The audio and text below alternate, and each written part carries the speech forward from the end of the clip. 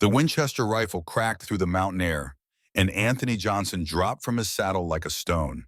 His four companions dove for cover behind the water trough, their confident swagger evaporating as fast as morning mist. Martha Cox worked the lever action with practiced ease, brass cartridge spinning through sunlight before hitting the porch boards with a metallic ping. "You boys picked the wrong widow to rob," she called out, her voice carrying the kind of calm that made smart men nervous. The kind of calm that came from 20 years of federal marshal work before she ever set foot in this valley. Brandon Gray pressed himself against the rough wood of the trough, his heart hammering against his ribs. This was supposed to be simple. Ride in, take what they wanted, ride out. The woman was alone, just a middle-aged widow trying to keep a tavern running in the middle of nowhere. Easy pickings. But Anthony was not getting up. The shot had taken him clean through the chest, professional and precise. No woman shot like that. No ordinary woman. Behind the bar of her tavern, Martha had preparations to make. These four would not leave the way they came. She had tried being reasonable, had given them the warning their arrogance would not let them hear. Now they would learn what happened when someone tried to take what belonged to her. Before we see how this ends, tell us where you are watching from and hype this video in the comments. This story goes places you will not expect.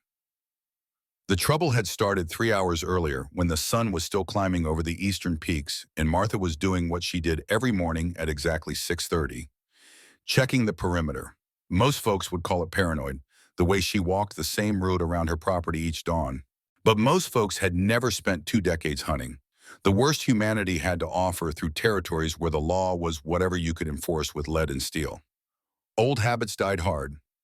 Good habits kept you alive.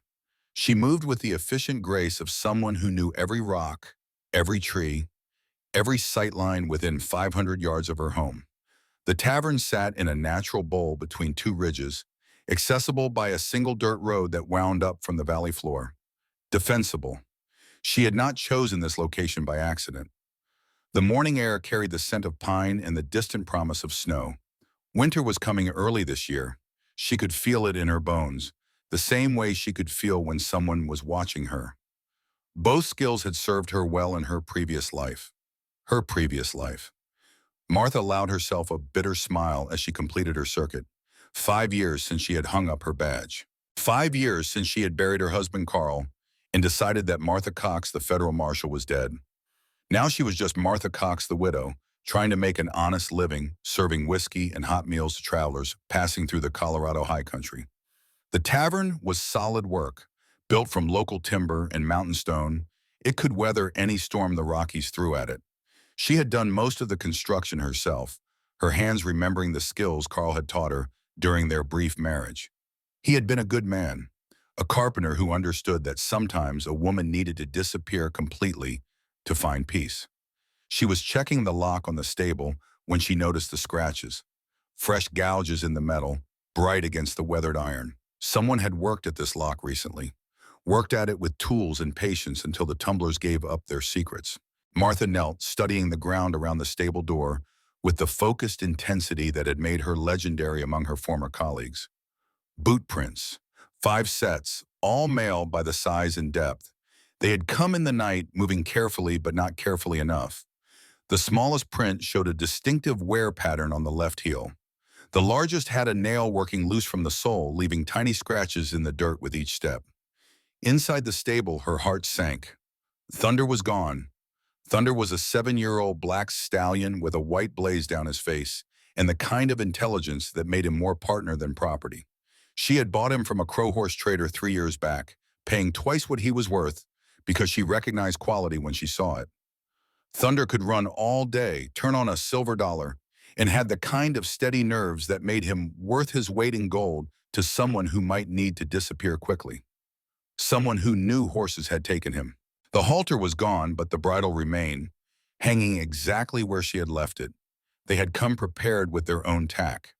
This was not some drifter looking for a quick score. This was planned.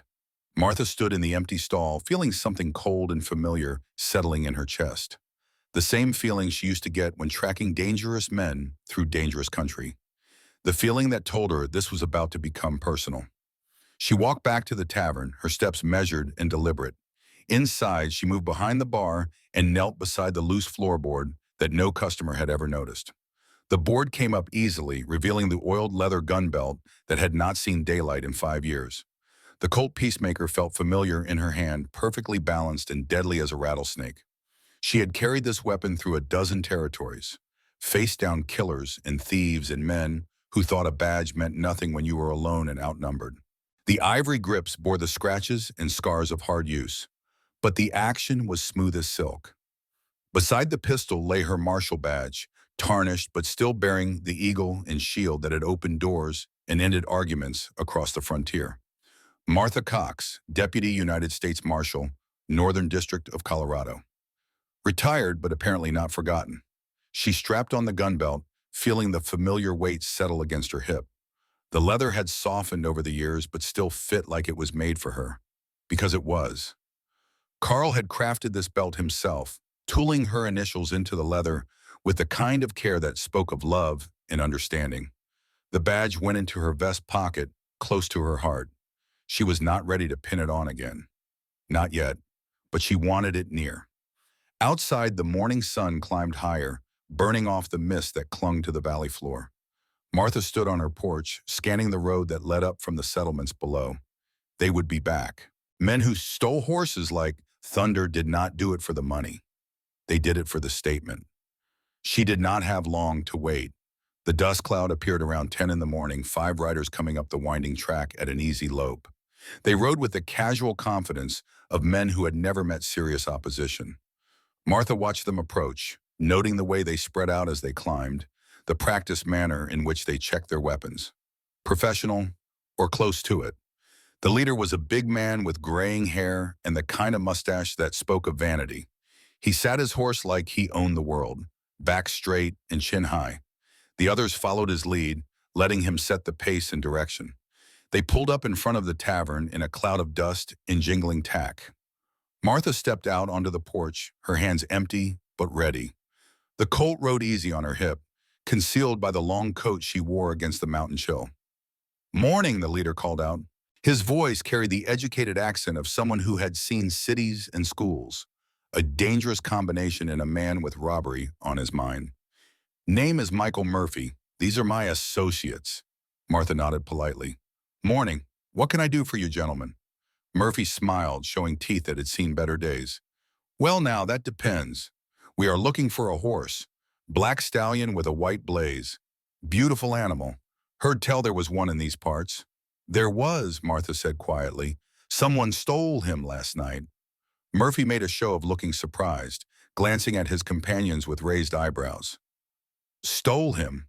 Well now, that is unfortunate. Mighty unfortunate indeed." Larry Moore, a thin man with nervous eyes, shifted in his saddle.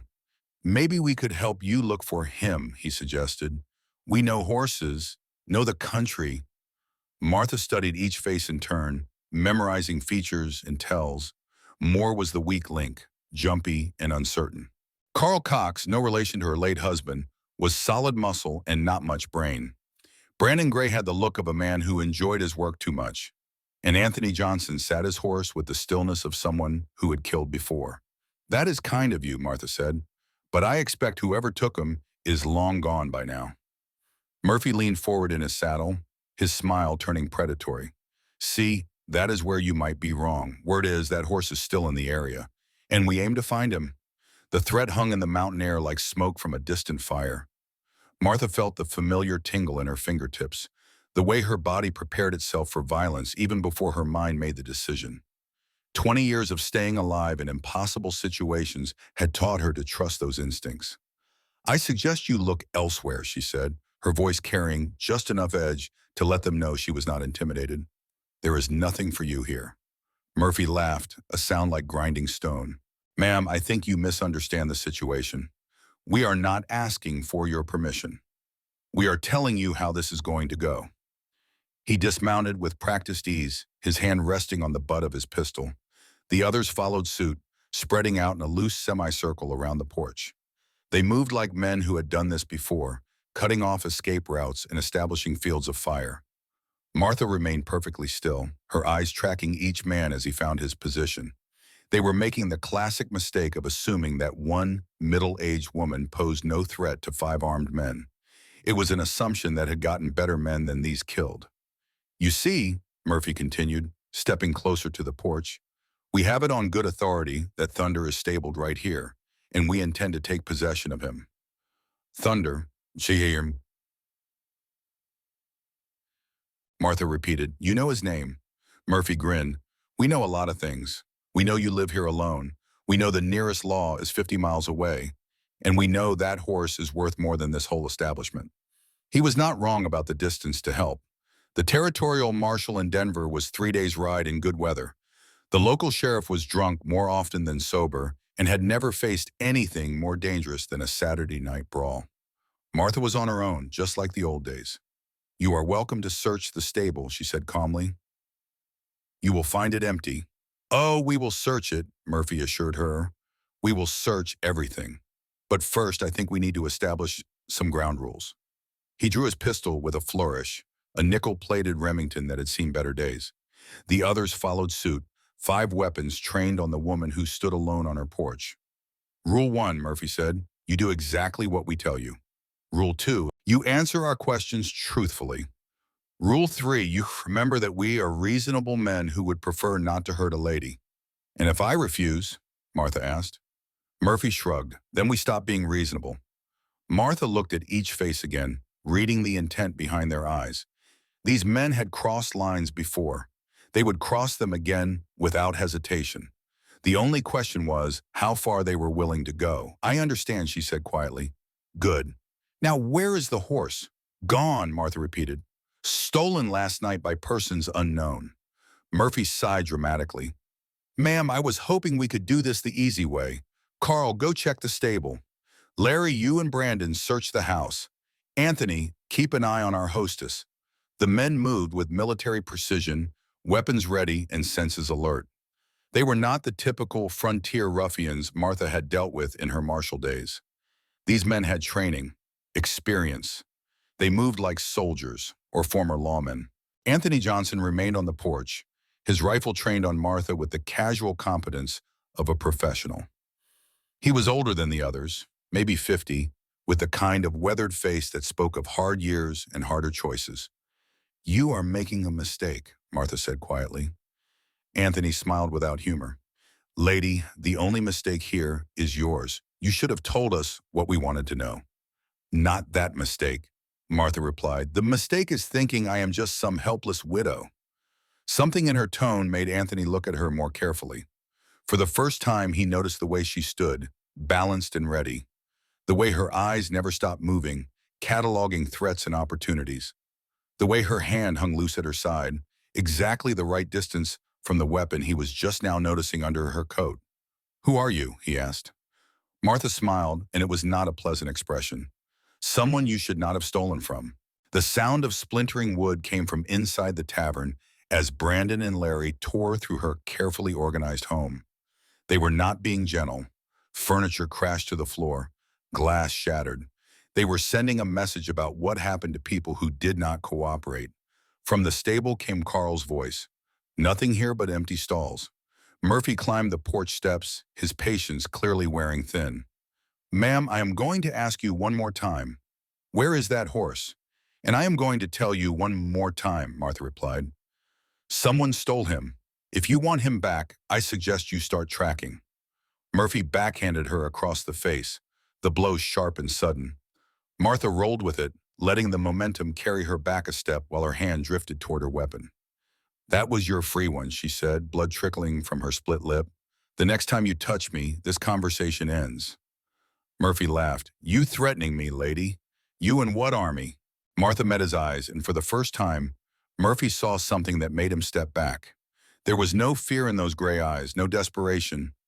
Just the cold calculation of someone measuring distance and angles. I do not need an army, she said quietly. The words hung in the air like a challenge. Anthony shifted nervously, his rifle tracking between Martha and the tree line beyond the tavern. Something was wrong here. This woman was not reacting like a victim. Boss, Anthony called out. Maybe we should just take what we can find and move on. Murphy whirled on him. We came here for that horse, and we are not leaving without him. Then you are not leaving, Martha said. The simple statement carried such conviction that all 5 men stopped what they were doing. Brandon appeared in the doorway of the tavern, his arms full of Martha's personal belongings. Larry emerged from around back, shaking his head to indicate he had found nothing.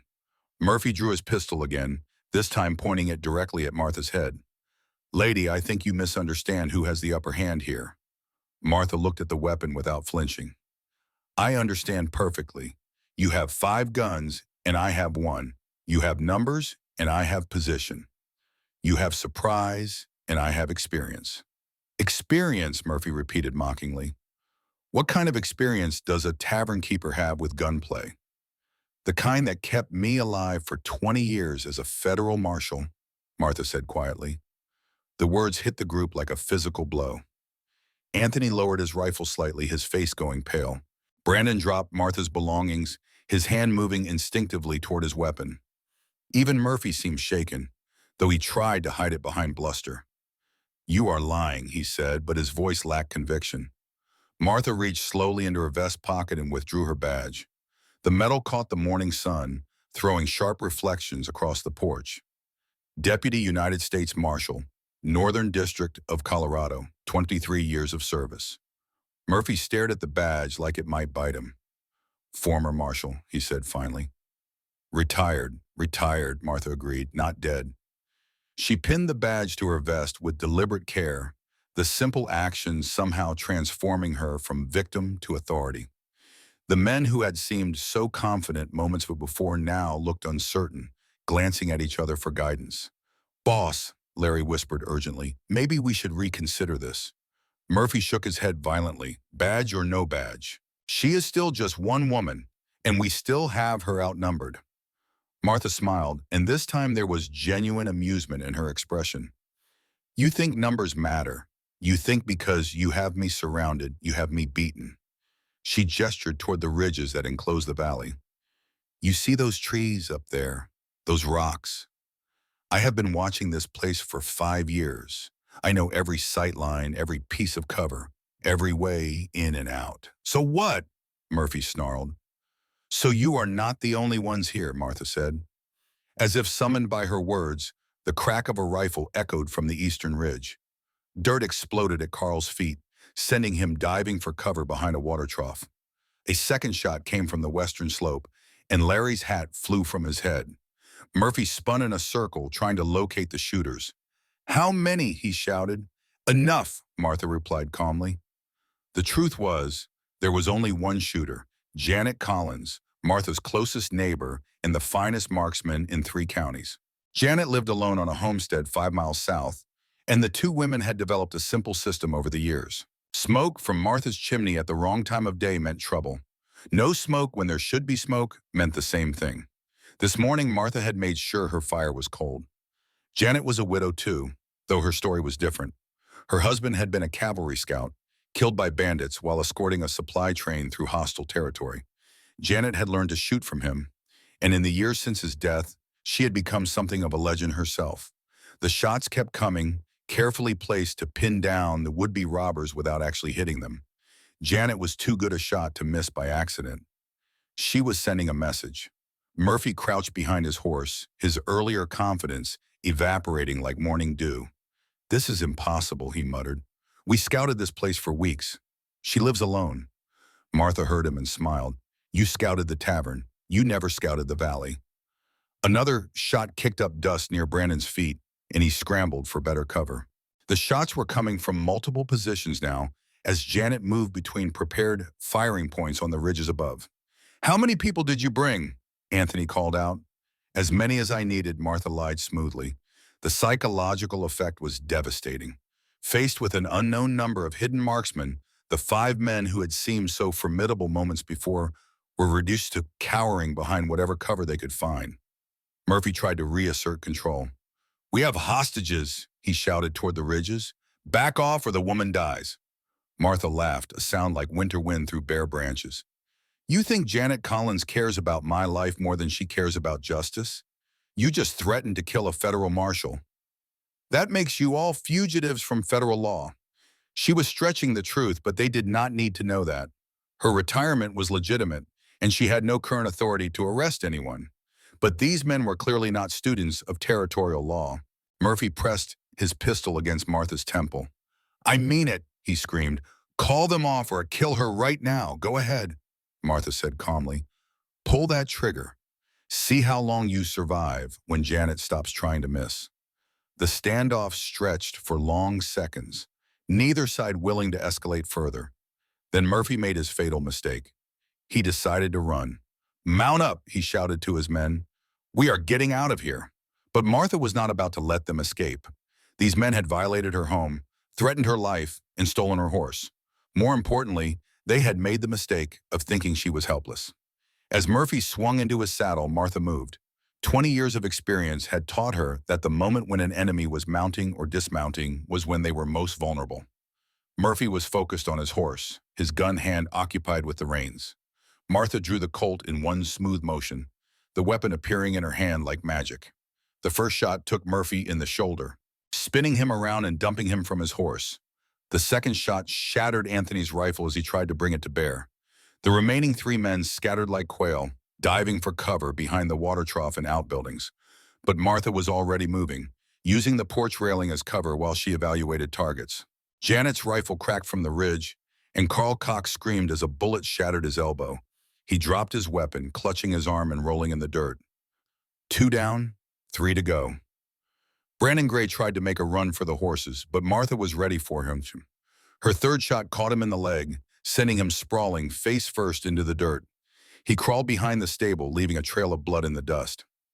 Larry Moore and Anthony Johnson were pinned behind the water trough, effectively trapped between Martha's position on the porch and Janet's overwatch from the ridge.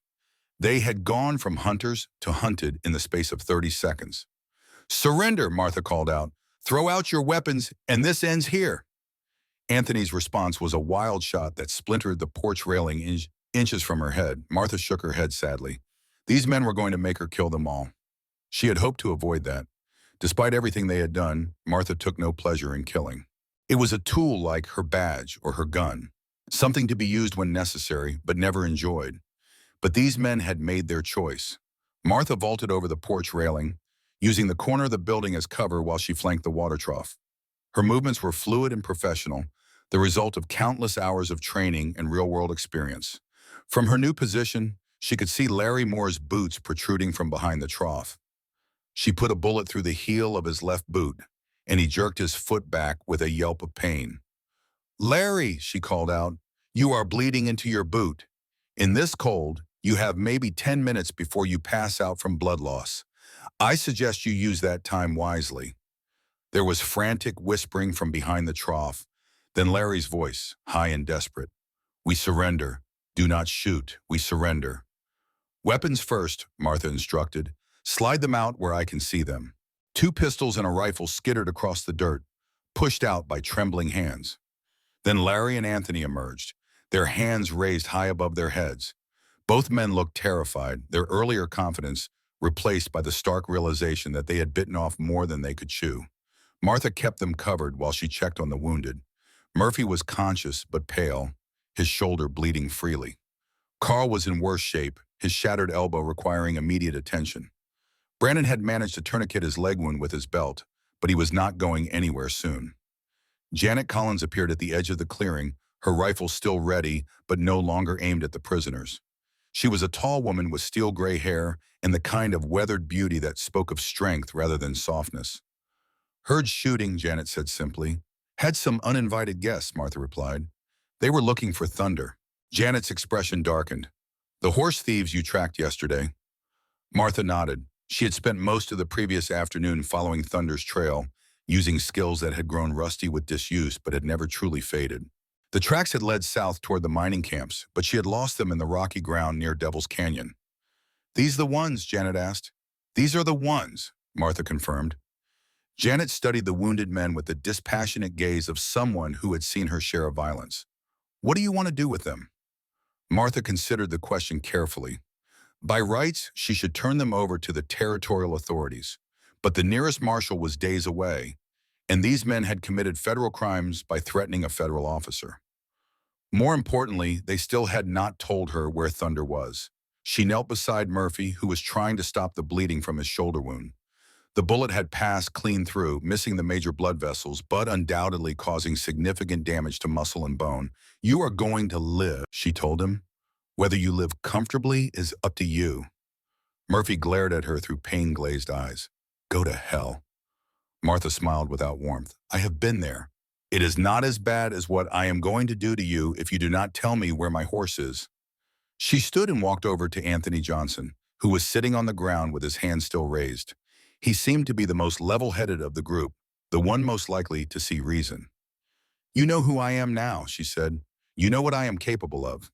You have one chance to make this right." Anthony looked around at his wounded companions, then back at Martha. "What do you want to know?" "Where is Thunder?" Martha asked. Anthony hesitated, clearly weighing his options. Martha could see the calculation in his eyes. Loyalty to his companions versus self-preservation. "We sold him," Anthony said finally, "yesterday afternoon, to a buyer in Silverton." Martha felt her heart sink. Silverton was 2 days' ride south. A booming mining town filled with the kind of people who asked no questions about a horse's previous ownership. If Thunder was there, finding him would be like looking for a specific grain of sand in a desert. "Who was the buyer?" she asked. Anthony shook his head. "I do not know his name." Murphy handled that part. Martha turned back to Murphy, who was watching the exchange with growing alarm. He could see which way the wind was blowing, could see that his men were ready to give him up to save themselves. "The buyer's name," Martha demanded. Murphy spat in the dirt. "Figure it out yourself." Martha sighed and drew her pistol again. She walked over to Carl Cox, who was moaning softly as he cradled his shattered elbow. "This man needs a doctor," she said conversationally. "The nearest one is in Durango, about 6 hours' ride if you push hard. Of course, that assumes someone is willing to take him there." She looked meaningfully at the other prisoners. "I am not feeling particularly charitable right now, but I might be persuaded to let one of you ride for help." Larry Moore spoke up immediately. "I will go. I will bring back a doctor." Martha shook her head. "Not you, Larry. You are wounded too. That boot is full of blood, and you are in no shape for a hard ride." She turned to Anthony. "You seem like the most responsible of the group. I am willing to let you take Carl to Durango, provided you give me what I need." Anthony looked at his wounded companion, then back at Martha. "What do you need?" "The buyer's name and location in Silverton," Martha said. "Everything you know about the transaction." Anthony glanced at Murphy, who was glaring at him with naked hatred. But Murphy was not the one offering him a chance to save Carl's life. "His name is Virginia White," Anthony said reluctantly. "She runs a stable on the north side of town. Deals in high-quality horses for the mine owners and railroad men." Martha nodded. That made sense. Thunder was exactly the kind of horse that would appeal to wealthy men who wanted to make an impression. "How much did she pay?" Martha asked. $500, Anthony replied. Martha whistled softly. That was more than most men made in a year. Virginia White clearly recognized quality when she saw it. "What else?" Martha prompted. "She wanted papers," Anthony continued. "Proof of ownership. Murphy had some forged documents that seemed to satisfy her." Martha felt her anger building again. Not only had they stolen Thunder, but they had sold him with false papers that would make it nearly impossible to prove he was stolen property. "Anything else I should know?" she asked. Anthony hesitated, then shook his head. "That is everything." Martha studied his face using skills honed over 2 decades of interrogating suspects. He was telling the truth, or at least most of it. "All right," she said finally. "Here is what is going to happen. Anthony, you are going to load Carl onto a horse and take him to Durango. You are going to tell the doctor exactly what happened here, and you are going to make sure Carl gets the treatment he needs." Anthony nodded eagerly. Then Martha continued, "You are going to turn yourself in to the territorial marshal. You are going to confess to horse theft, armed robbery, and threatening a federal officer. You are going to name your accomplices and provide a full accounting of your crimes." Anthony's face fell. "And if I refuse, then Carl bleeds out right here and I hunt you down like the dog you are," Martha said matter-of-factly. "Your choice." Anthony looked at his wounded friend, then back at Martha. He could see that she meant every word. "I will do it," he said quietly. "Good," Martha replied. "Janet, would you help him get Carl loaded up?" Janet nodded and moved to assist. She had said little during the interrogation, but Martha knew she approved of the arrangement. Justice was important, but mercy was important too. That left Murphy, Brandon, and Larry. Three men who had violated her home and threatened her life. Three men who still needed to face consequences for their actions. Murphy was the ringleader, the one who had planned and organized the theft. He deserved the harshest punishment, but he was also the most wounded, and Martha was not in the business of executing helpless men. Brandon and Larry were followers, men who had gone along with Murphy's plan but had not initiated it. They deserved punishment, but perhaps not the ultimate penalty. Martha made her decision. "Murphy," she said, "you are going to stay here while I ride to Silverton to recover my horse. You are going to think about what you have done and why it was a mistake." Murphy glared at her but said nothing. "Brandon, Larry," she continued, "you are going to help me get Murphy inside where I can tend his wounds properly. Then you are going to sit quietly while I decide what to do with you." The two men nodded quickly, eager to cooperate now that they had seen what resistance brought. With Janet's help, Martha got the wounded men situated inside the tavern. Murphy was placed on a cot near the fireplace, his shoulder wound cleaned and bandaged with the competence of someone who had dealt with gunshot wounds before. Brandon and Larry were secured with rope, conscious but unable to cause trouble. The sun was climbing toward noon, and Martha knew she needed to move quickly if she wanted to reach Silverton before dark. The mountain roads were treacherous enough in daylight. At night, they became deadly. But first, she needed to make preparations. In the back room of the tavern, behind a false wall that even the thorough search had missed, Martha kept her real emergency supplies. Not just weapons and ammunition, though there were plenty of those. Money, documents, and most importantly, the tools of her former trade. She pulled out a leather saddlebag that had not been opened in 5 years. Inside were items that would have surprised anyone who thought of her as just a simple tavern keeper. Handcuffs and leg irons, a collapsible spyglass, maps of every territory between Colorado and California, and a small notebook filled with the names and descriptions of wanted men. Martha flipped through the notebook, looking for any mention of Virginia White or her associates. She found nothing, but that did not surprise her. Horse trading was not usually a federal crime, and Virginia White was probably a legitimate businesswoman who had unknowingly purchased stolen property. That would make recovering Thunder more complicated. If Virginia White had paid good money for the horse and had papers that appeared legitimate, she would not be eager to give him up based on the word of a stranger. Martha would need proof, or at least a very compelling argument. She strapped on a second gun belt, this one carrying a shorter-barreled Colt that was easier to conceal. 20 years of experience had taught her that backup weapons saved lives. She also took a Winchester rifle and enough ammunition to fight a small war. Janet appeared in the doorway as Martha was checking her gear. "You sure you want to do this alone?" Martha looked up from her preparations. "You have done enough already. I will not ask you to ride into more trouble." Janet smiled grimly. "You are not asking. I am volunteering." Martha considered the offer. Janet was an excellent shot and knew the country as well as anyone.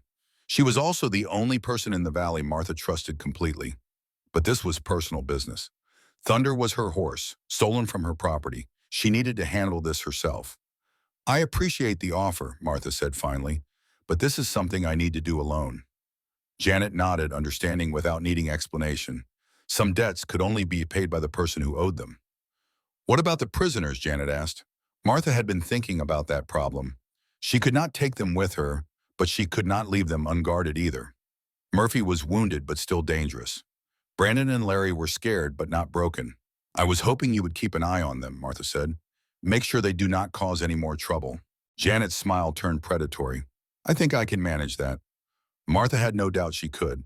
Janet Collins was not someone you wanted to cross, as more than one would-be troublemaker had learned over the years. "There is food in the pantry and medical supplies in the back room," Martha continued. "Murphy will need his bandages changed every few hours. The others just need to be kept secure." Janet nodded. "What if they try to escape? Then they learn why you do not run from Janet Collins," Martha said simply. Both women understood the implication. Janet would not hesitate to use lethal force if necessary. She had killed before, during the Indian Wars, and would kill again if her safety or Martha's property was threatened. Martha finished her preparations and walked outside to saddle her backup horse. a sturdy bay mare named Duchess. Thunder had been her preferred mount, but Duchess was reliable and sure-footed on mountain trails. The afternoon sun was warm on her face as she secured her gear and checked her weapons one final time. It felt strange to be riding out on official business again, even if this was personal rather than federal. But it also felt right. For 5 years, she had tried to convince herself that she was content with her quiet life as a tavern keeper. She had told herself that she did not miss the excitement and danger of her former career. She had been lying. The truth was she missed the hunt, missed the satisfaction of tracking down criminals and bringing them to justice, missed the feeling of competence that came from using skills few people possessed.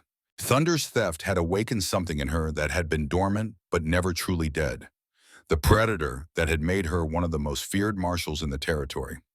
Martha swung into the saddle and looked back at her tavern one last time. When she returned, things would be different. She could not go back to pretending to be just a simple widow. Too many people knew the truth now, but that was a problem for later.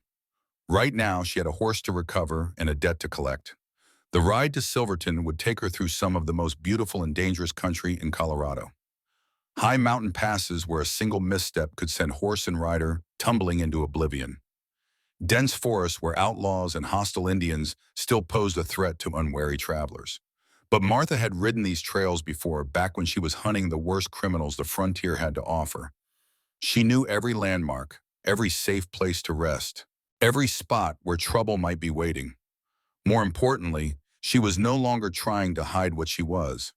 The badge was pinned to her vest where everyone could see it. The guns rode openly on her hips. Anyone who saw her coming would know exactly what they were dealing with. Martha Cox, Deputy United States Marshal, was back in business. The trail south from her valley wound through a series of increasingly narrow canyons, following an ancient route used by Indians and mountain men long before the first settlements appeared. It was a lonely road, traveled mainly by miners and traders who knew enough to go armed and stay alert. Martha pushed Duchess hard, but not recklessly, eating up the miles while keeping a careful eye on the trail ahead. She was not expecting trouble, but 20 years of survival had taught her that trouble often appeared when you least expected it. The first sign of danger came just after she crossed Devil's Creek, about 10 miles south of her tavern. Fresh horse tracks in the muddy ground near the water, too fresh to have been made by casual travelers. Someone had passed this way within the last hour, riding hard and trying to stay ahead of pursuit.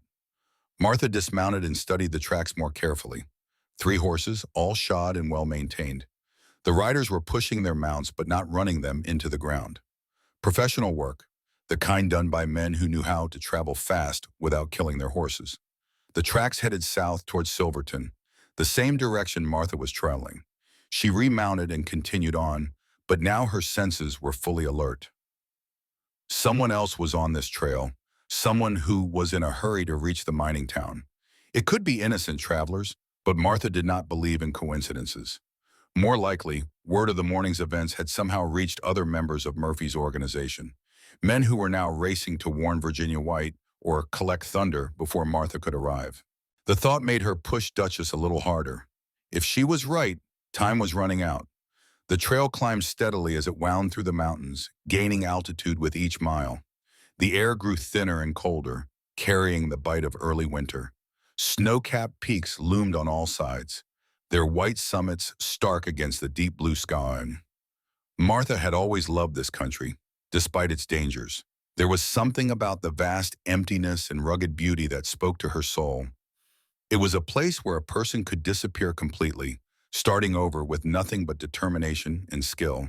It was also a place where mistakes were often fatal.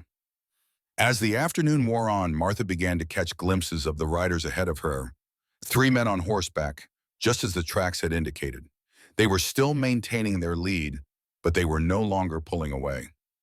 Duchess was proving her worth, covering ground with the steady persistence that made her such a reliable mount. The men ahead seemed unaware of pursuit. They rode with the casual confidence of people who believed they were alone on the trail. That was a mistake that Martha intended to exploit.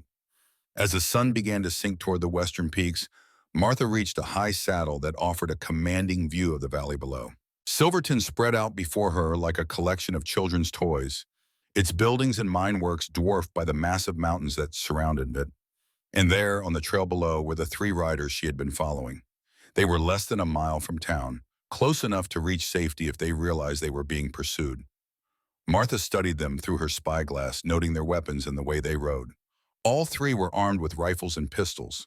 All three sat their horses with the easy competence of experienced riders. These were not casual criminals or opportunistic thieves. These were professionals. The realization sent a chill down Martha's spine that had nothing to do with the mountain air. If Murphy's organization was large enough to include professional gunmen, then recovering Thunder was going to be more dangerous than she had anticipated. But it also confirmed that Thunder was valuable enough to justify significant effort and expense. Whatever Virginia White was planning to do with him, it was important enough to hire professional protection. Martha collapsed her spyglass and urged Duchess down the steep trail toward town. The race was on, and she intended to win. Silverton was a town that had grown too fast and too haphazardly, like a child who had outgrown his clothes overnight.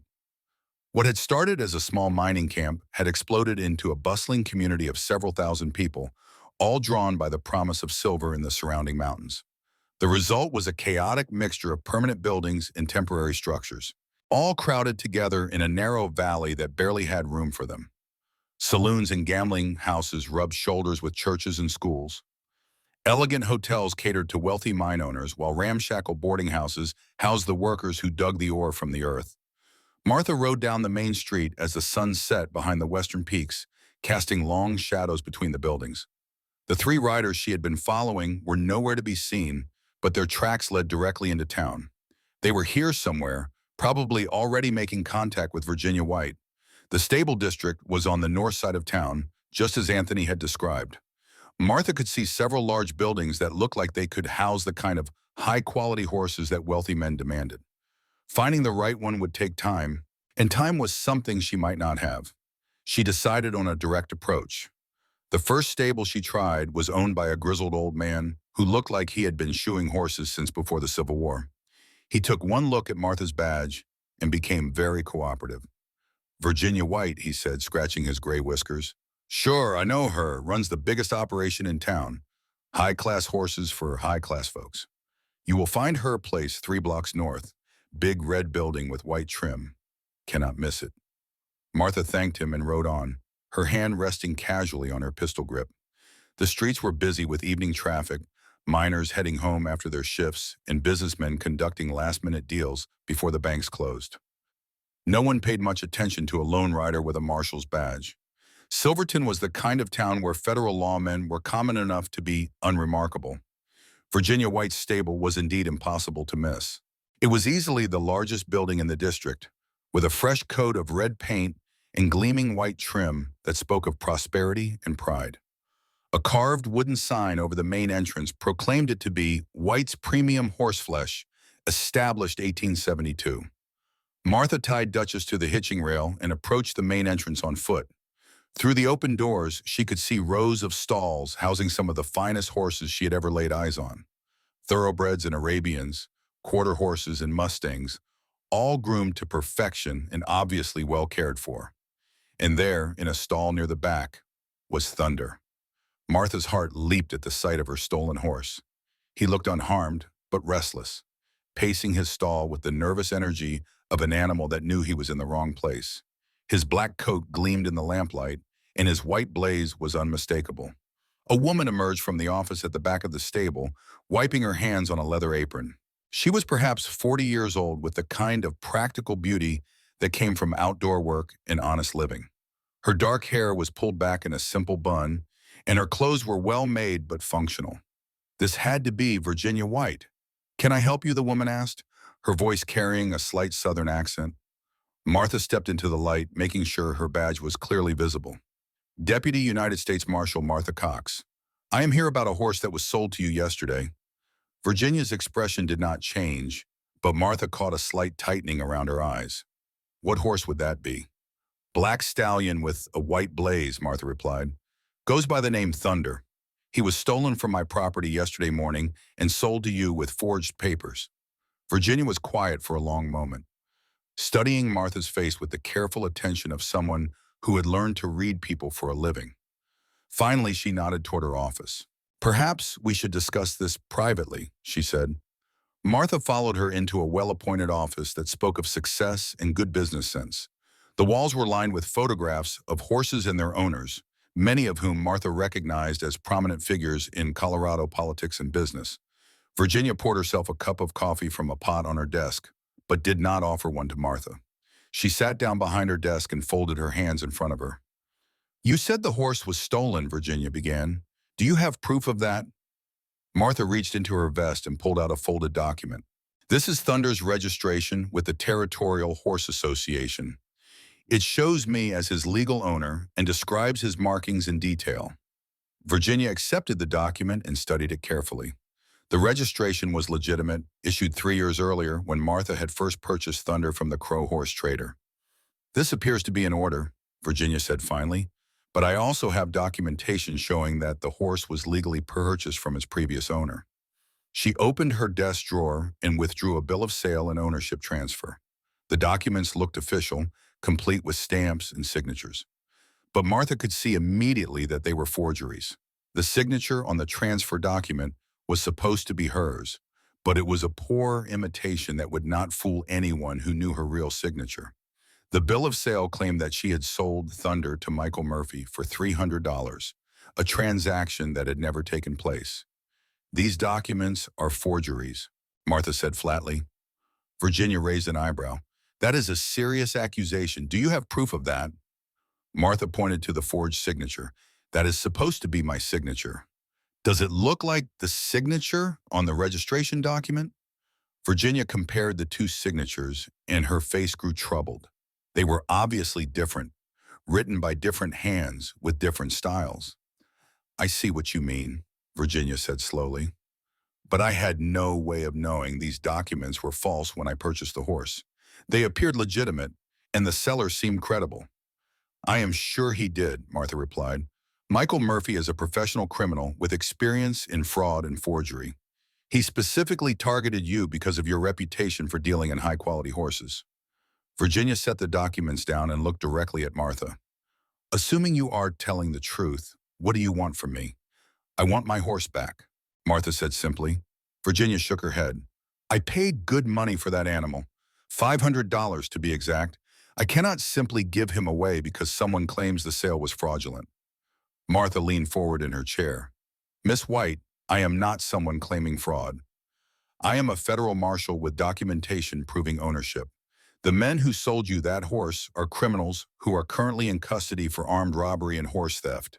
Virginia's eyes widened slightly. They are in custody.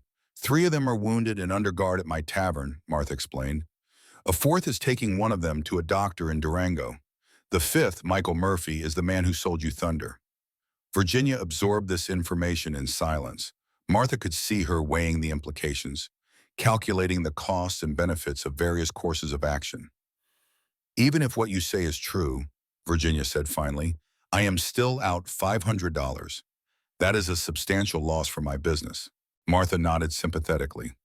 I understand your position, but the law is clear on this matter. Stolen property must be returned to its rightful owner, regardless of whether the current possessor purchased it in good faith. She paused, letting that sink in before continuing. Of course, you would have a valid claim against Michael Murphy for the money you paid, assuming he has any assets to seize. Virginia laughed bitterly. Somehow I doubt a horse thief has $500 in legitimate assets. Martha was about to respond when she heard the sound of approaching hoofbeats outside. Multiple horses, riding hard and fast. She moved to the window and peered out into the gathering darkness. 3 riders were approaching the stable, and Martha recognized them as the men she had been following it all afternoon. They dismounted quickly and began walking toward the entrance with the purposeful stride of men on urgent business. Miss White, Martha said quietly, I think you are about to have more visitors. Virginia joined her at the window and cursed under her breath when she saw the approaching men. I know those men, she said. They work for someone I would rather not deal with. Who? Martha asked. Virginia hesitated, clearly reluctant to answer. A man named Dorothy Flores. She runs a freight operation that sometimes handles cargo that might not pass close inspection. Martha felt pieces of a puzzle clicking into place. A freight operation that handled questionable cargo could easily transport stolen horses across territorial boundaries. If Dorothy Flores was involved, then Thunder's theft was part of a larger criminal enterprise. What does she want with Thunder specifically? Martha asked. I do not know, Virginia replied, but she sent word yesterday that she was interested in purchasing him, offered to pay double what I had invested. $1,000 for a single horse, no matter how fine, was an extraordinary sum. Thunder was valuable, but not that valuable unless there was something special about him that Martha did not know. Before she could pursue that line of thought further, the three men entered the stable. Martha recognized the type immediately. Professional gunmen who hired out to whoever paid best. They moved with the controlled violence of men who were comfortable with killing. The leader was a tall man with a carefully waxed mustache and the kind of clothes that suggested he had pretensions to gentility. His companions were cut from rougher cloth, but all three were obviously dangerous. Miss White, the leader called out, we need to talk.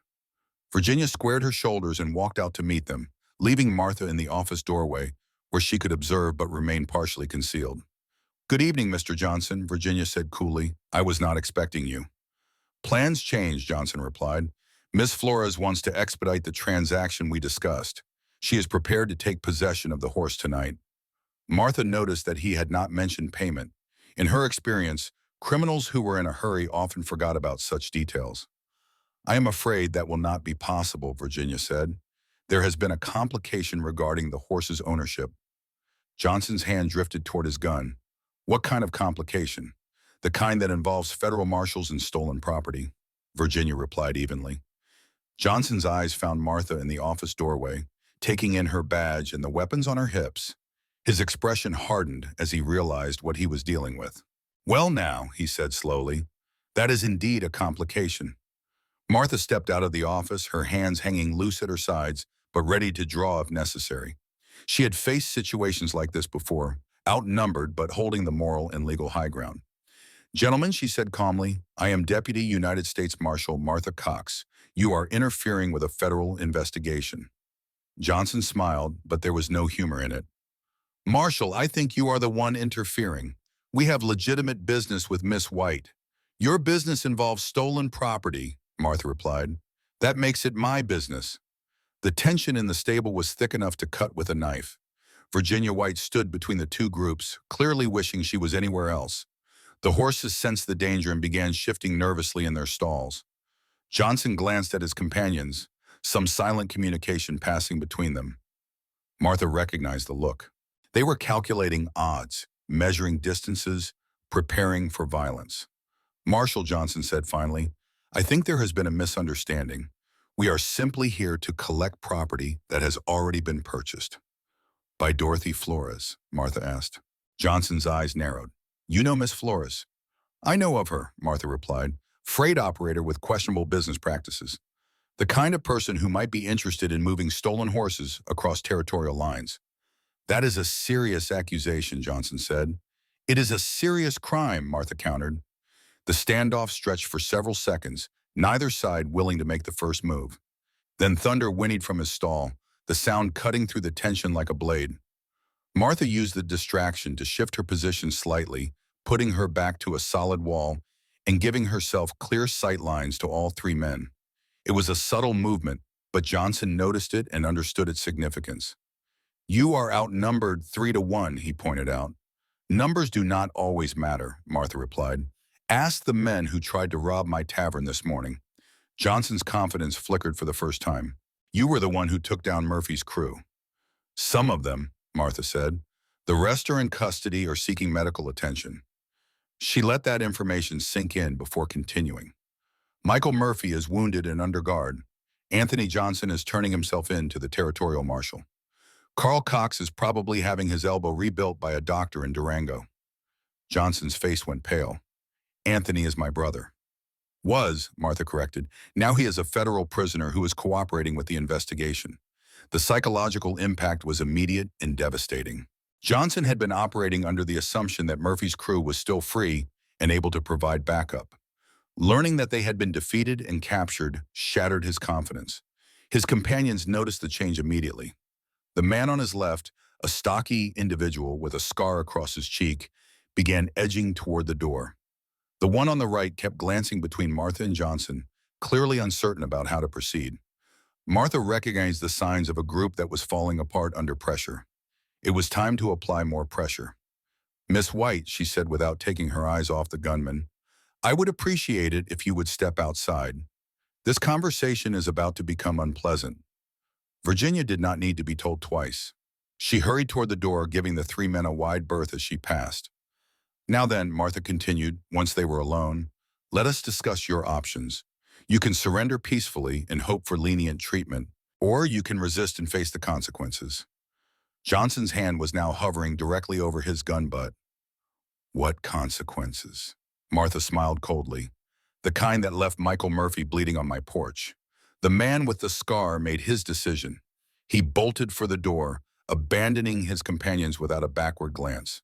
Martha let him go. 3 against 1 was poor odds. 2 against 1 was manageable. Johnson cursed his fleeing companion but did not pursue him. His attention was focused entirely on Martha now, his hand still poised over his weapon. "You cannot take both of us," he said. "Maybe not," Martha agreed, "but I can definitely take you. The question is whether your friend is willing to die for Dorothy Flores' money." The remaining gunman, a young man who looked like he was having serious second thoughts about hidden career choices, glanced nervously between Martha and Johnson. "I did not sign up for shooting federal marshals," he said finally.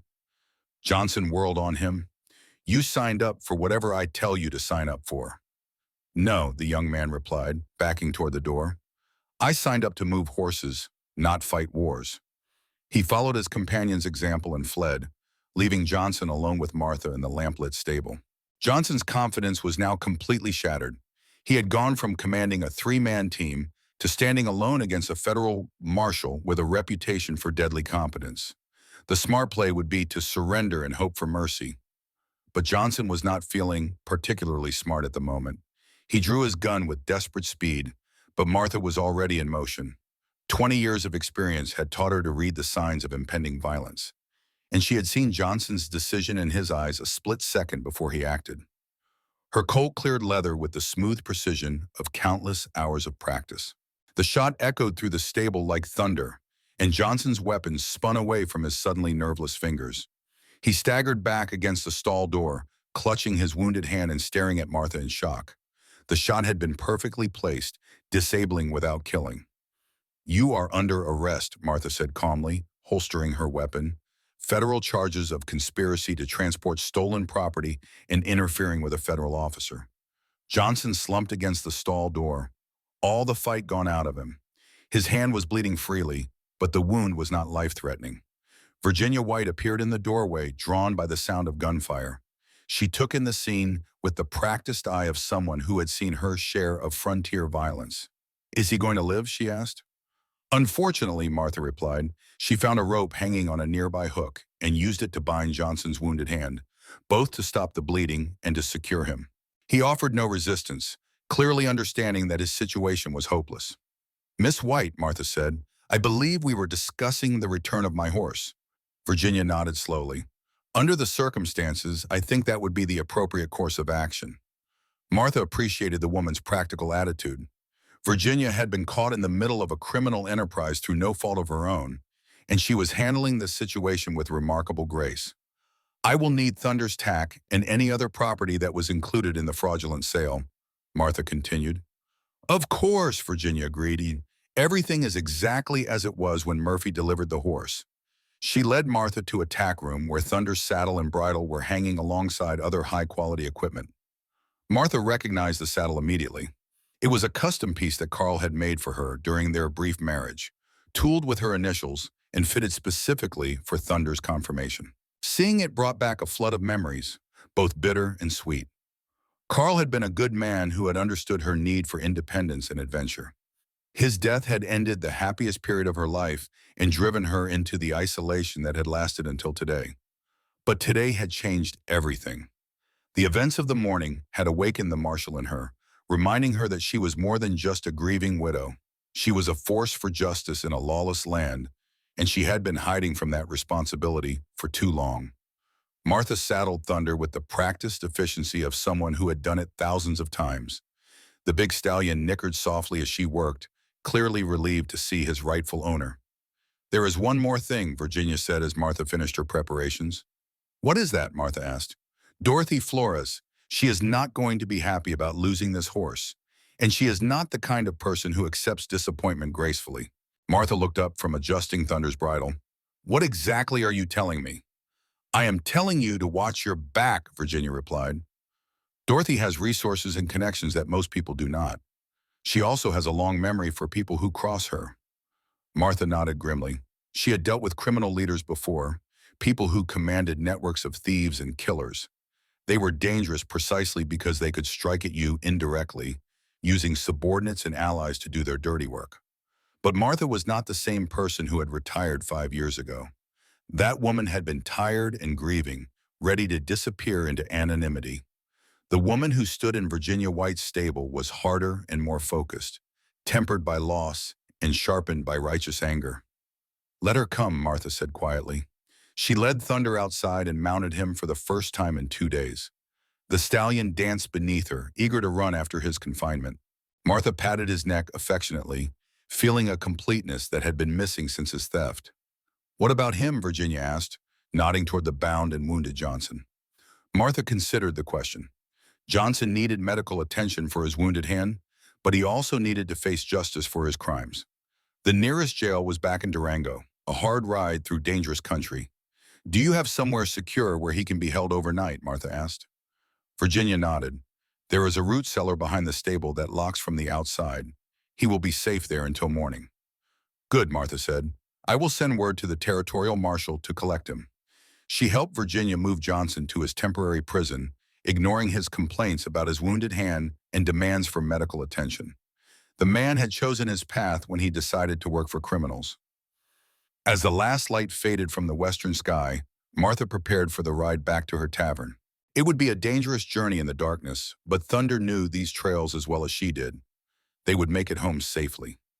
Virginia walked her to the edge of town, clearly still worried about the consequences of the evening's events. "You should consider leaving Silverton for a while," Martha suggested. "Dorothy Flores might blame you for what happened here." Virginia shook her head. "This is my home and my business. I will not be driven away by threats." Martha recognized the stubborn courage in the other woman's voice. It was the same quality that had kept her fighting through 20 years of dangerous work. "In that case, watch yourself," Martha said. "And if you need help, send word to my tavern. I will come." Virginia smiled for the first time since Martha's arrival. "Thank you, Marshal. That means more than you know." Martha touched the brim of her hat in farewell and rode out into the darkness, Thunder's hooves ringing on the rocky trail. Behind her, Silverton glowed with the light of 1,000 lamps and lanterns, a beacon of civilization in the vast wilderness. But ahead lay the real work. Dorothy Flores and her criminal network were still out there, and they would not simply accept the loss of Thunder and the capture of their associates. They would retaliate, probably sooner rather than later. Martha was ready for them. The ride back to the tavern took most of the night, but Martha pushed Thunder hard, driven by an urgency she could not quite explain. Something was wrong. She could feel it in the way the night sounds seemed muted, in the way Thunder's ears kept flicking forward as if he sensed danger ahead. They were still 5 miles from home when Martha saw the glow on the horizon. Fire. Too big and too bright to be a normal hearth fire or even a large bonfire. Something substantial was burning. Something that had not been burning when she left that afternoon. Martha urged Thunder into a gallop, fear clawing at her chest. Janet was alone at the tavern with 3 dangerous prisoners. If Dorothy Flores had sent reinforcements, if somehow word had reached them about the capture of Johnson's crew, the smell of smoke reached them before they crested the final ridge. Not the clean smell of burning wood, but the acrid stench of a structure fire. Burning timber and tar paper, melting glass and charring furniture. Martha's heart sank as she topped the ridge and saw her worst fears confirmed. The tavern was burning, not just burning, but consumed. The entire structure was engulfed in flames that reached toward the star-filled sky like grasping fingers. The heat was visible even from a distance, distorting the air and turning the surrounding trees into wavering shadows. But the fire was not the worst of it. Bodies lay scattered around the burning building. Martha could see them in the firelight, dark shapes that did not move. Too many shapes. More than just the 3 prisoners she had left behind. Martha drove Thunder down the slope at a reckless pace, heedless of the danger to both horse and rider. All that mattered was reaching the tavern, finding Janet, discovering what had happened in her absence. She pulled Thunder to a sliding stop at the edge of the clearing and vaulted from the saddle before he had fully stopped. The heat from the fire was intense, forcing her to shield her face as she approached the carnage. The first body she found was Larry Moore, the nervous horse thief who had surrendered so readily that morning. He lay face down in the dirt, 3 bullet holes stitched across his back. Professional work, close range, no chance to run or fight back. Brandon Gray was nearby, his throat cut with surgical precision, the kind of wound that spoke of military training and cold calculation. He had been killed quietly, probably while he slept. But where was Janet? And where was Murphy? Martha circled the burning building, staying as close as the heat would allow, searching for any sign of her friend. The smoke was thick and choking, carrying the smell of burning flesh that made her stomach turn. She found Janet behind the stable, and her heart nearly stopped. Her friend was alive, but barely. She had been shot twice, once in the shoulder and once in the leg, and was bleeding heavily from both wounds. But she was conscious and alert, her rifle still clutched in her hands. "Janet!" Martha called out, dropping to her knees beside her friend. Janet's eyes focused with obvious effort. "Martha, thank God you are back. What happened?" Martha asked, examining the wounds with practiced efficiency. Both were serious but not immediately life-threatening if she could stop the bleeding. "They came about 2 hours after you left," Janet gasped. 8 men, maybe 9. Professional killers, not like the amateurs we dealt with this morning. Martha used her knife to cut strips from Janet's shirt, fashioning crude bandages to stem the bleeding. "Who were they?" "Never seen them before," Janet replied. "But they knew exactly what they were looking for. Asked about you by name, wanted to know when you would be back." Martha felt cold fingers of fear crawl up her spine. If Dorothy Flores' people knew her name and location, then they had sources of information that went beyond simple criminal networks. "What about the prisoners?" Martha asked. "Murphy is gone," Janet said. "They cut him loose first thing. The other 2, well, you can see what happened to them." Martha nodded grimly. Killing the prisoners made sense from a criminal perspective. Dead men could not testify, and their deaths sent a clear message about what happened to people who crossed Dorothy Flores. "How did you get away?" Martha asked. "Did not exactly," Janet replied with a weak smile. "They thought they killed me, left me for dead after they set the fire." Martha finished bandaging Janet's wounds and helped her sit up against the stable wall. The older woman was tough as leather, but she had lost a lot of blood and needed medical attention soon. "Can you ride?" Martha asked. "If I have to," Janet replied. "You have to," Martha said firmly. "We need to get you to a doctor, and we cannot stay here. They might come back."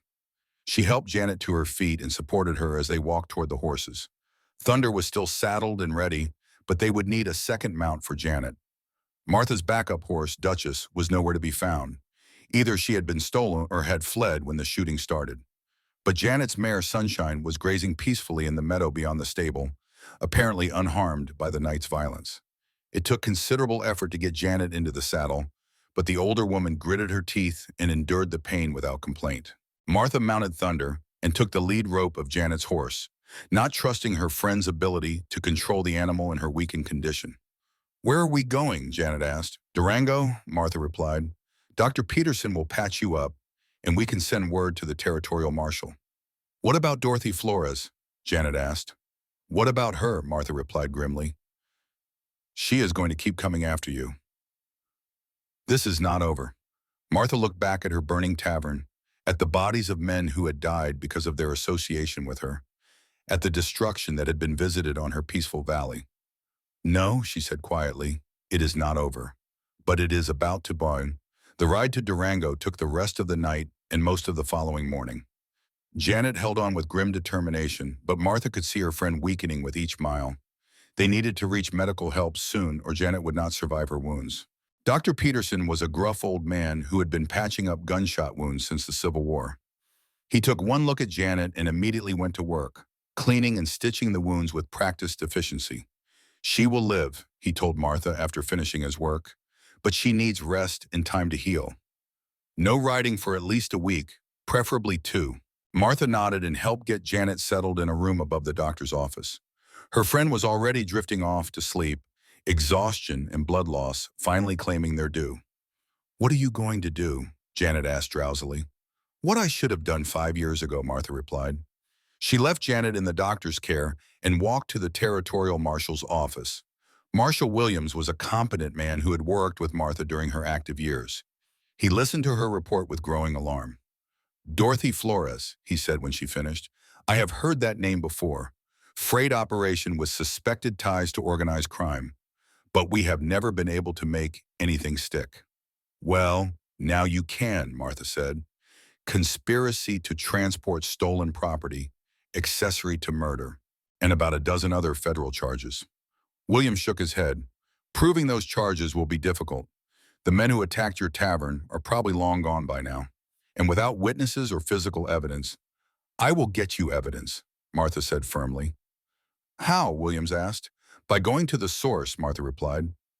Williams looked alarmed.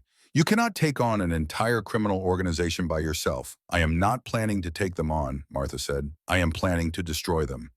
She left the marshal's office and walked to the telegraph station. If Dorothy Flores wanted to play games with a federal marshal, then she was about to learn that some games had deadly consequences. The telegram Martha sent was brief and to the point. "Dorothy Flores, your people killed the wrong marshal's friends. I am coming for you. Martha Cox, Deputy United States Marshal." She paid the operator and walked back to collect Thunder from the livery stable. The big stallion was rested and ready, his black coat gleaming in the afternoon sun. Martha checked her weapons one final time, then mounted and rode out of Durango, heading west. She had work to do, and it was the kind of work she had always been best at. Dorothy Flores operated her freight business out of a fortified compound 20 miles west of Durango, built into a natural canyon that provided excellent defensive positions. Martha had spent the better part of 2 days studying the place from the surrounding ridges, noting guard positions and patrol patterns with the patience of a professional hunter. The compound was impressive, she had to admit. High walls topped with broken glass, guard towers at the corners, and only one easily defended entrance. Dorothy Flores had clearly learned from the mistakes of other criminal leaders who had underestimated the importance of good defenses. But Martha had spent 20 years getting into places that were supposed to be impregnable. Every fortress had weaknesses, and this one was no exception. The weakness was water.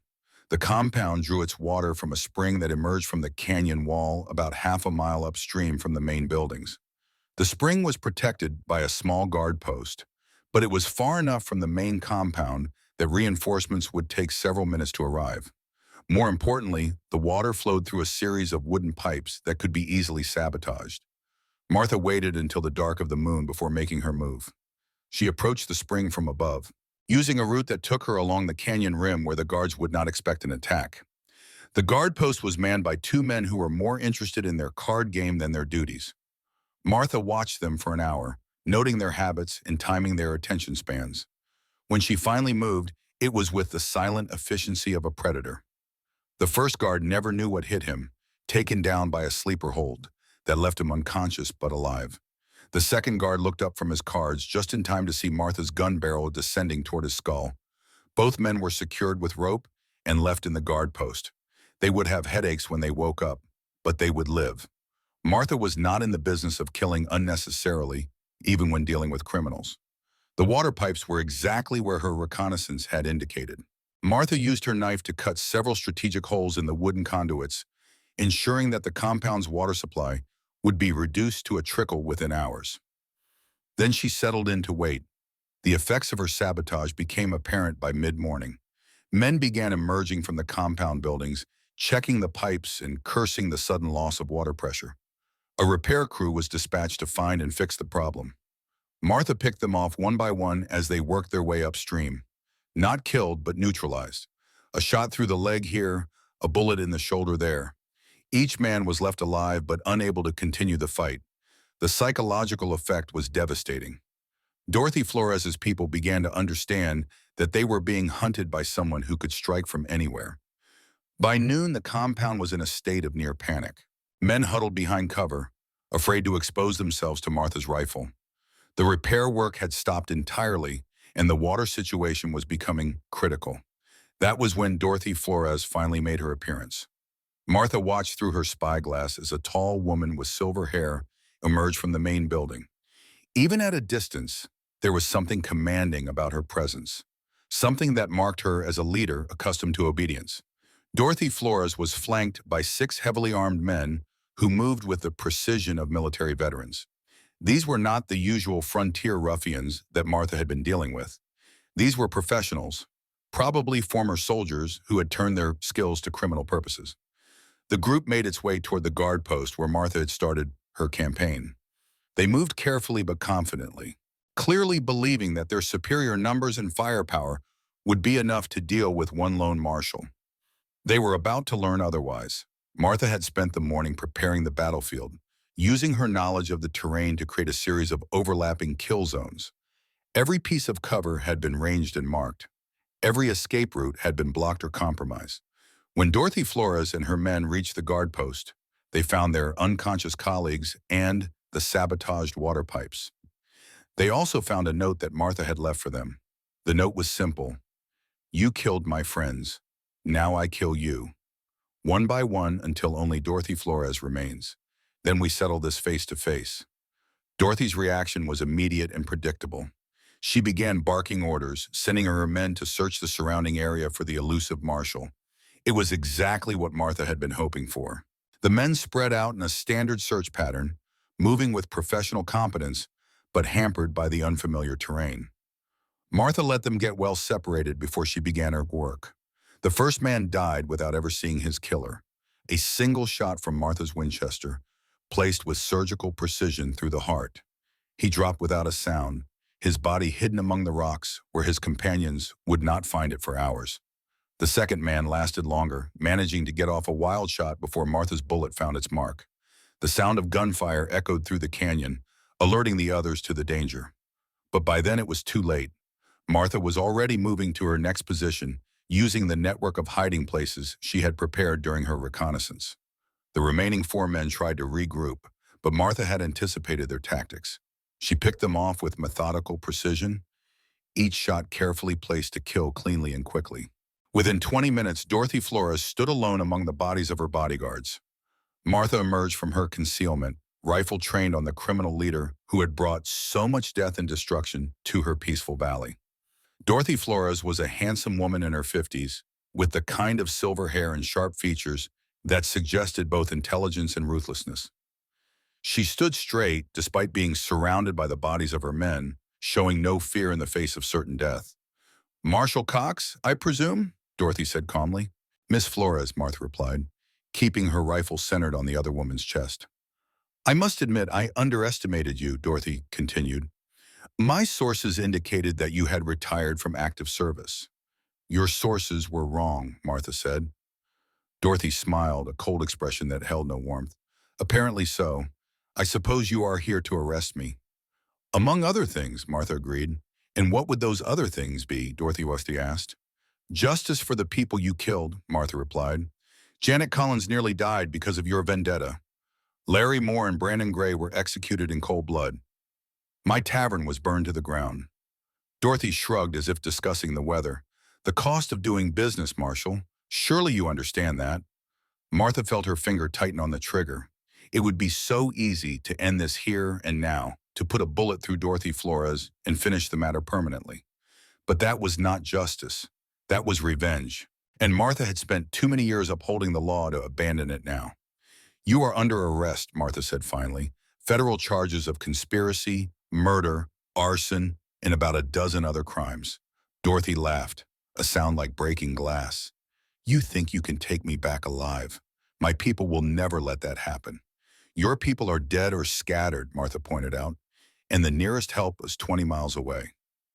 Dorothy's smile faltered for the first time. "You killed them all. I defended myself against armed criminals," Martha corrected. "Just like I will defend myself against you if necessary." The 2 women faced each other across the rocky ground, predator and prey locked in a final confrontation. Dorothy's hand was resting on her gun butt, but she had not yet drawn the weapon. "You know you cannot outdraw me," Martha said quietly. "Maybe not," Dorothy agreed, "but I do not intend to go quietly to the gallows." Her hand moved toward her gun with desperate speed, but Martha was already in motion. The Winchester cracked once, and Dorothy Flores crumpled to the ground with a bullet through her shoulder.